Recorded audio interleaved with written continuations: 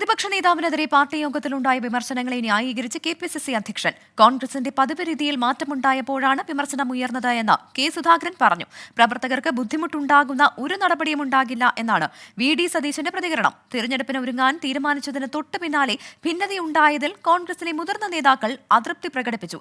പ്രശ്നം പരിഹരിക്കാൻ ഹൈക്കമാൻഡ് ശ്രമം തുടങ്ങി.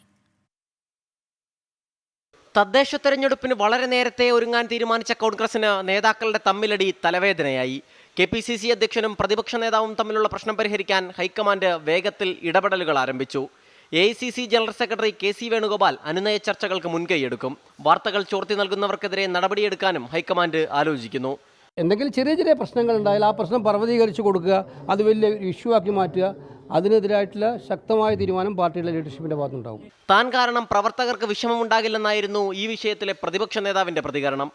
പാർട്ടി പ്രവർത്തകരെ ഒരു വിഷമിപ്പിക്കാൻ, അവരെ നിരാശപ്പെടുത്തുന്ന ഒരു കാര്യവും നമ്മുടെ ആരുടെയും കയ്യിൽ നിന്നുണ്ടാവില്ല എന്ന വാക്കാണ് എനിക്ക് ഈ അവസരത്തിൽ ഈഴഞ്ചിയെ ഓർമ്മിപ്പിക്കുമ്പോൾ നിങ്ങൾക്ക് എല്ലാവർക്കും തരാനുള്ളത്. വിമർശന വിധേയമായത് കോൺഗ്രസിന്റെ രീതിയിൽ നിന്നും ചെറിയ മാറ്റമുണ്ടാകുന്ന നീക്കമെന്നായിരുന്നു കെ സുധാകരന്റെ അഭിപ്രായം. പാർട്ടിന്റെ അകത്ത് ഒരു വിഷയം വന്നാൽ ആ വിഷയത്തിന്റെ അകത്ത് വ്യത്യസ്തമായ അഭിപ്രായം, 4 ആളുണ്ടെങ്കിൽ 4 അഭിപ്രായം പറയും, അല്ലെങ്കിൽ 4 ആളുണ്ടെങ്കിൽ ചിലപ്പോൾ 3 അഭിപ്രായം പറയും. ആ അഭിപ്രായം പറയുന്നതൊക്കെ അഭിപ്രായ വ്യത്യാസവും അത് തമ്മിൽ തല്ലലും അല്ല.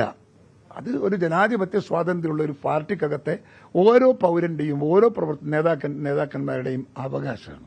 പ്രശ്നം തദ്ദേശ തെരഞ്ഞെടുപ്പിനെ ബാധിക്കരുത് എന്ന മുന്നറിയിപ്പുമായി രമേശ് ചെന്നിത്തല രംഗത്തെത്തി. തർക്കത്തിൽ വിമർശനവുമായി കെ മുരളീധരനും രംഗത്തെത്തി. വയനാട്ടിലെ ചിന്തൻ ശിബിരിൽ തന്നെ ഏൽപ്പിച്ച തീരുമാനങ്ങൾ ഹൈക്കമാൻഡ് ഇടപെടലിന് ശേഷം മാത്രം നടപ്പിലാക്കിയാൽ മതിയെന്നാണ് പ്രതിപക്ഷ നേതാവിന്റെ നിലപാട്. 24 തിരുവനന്തപുരം.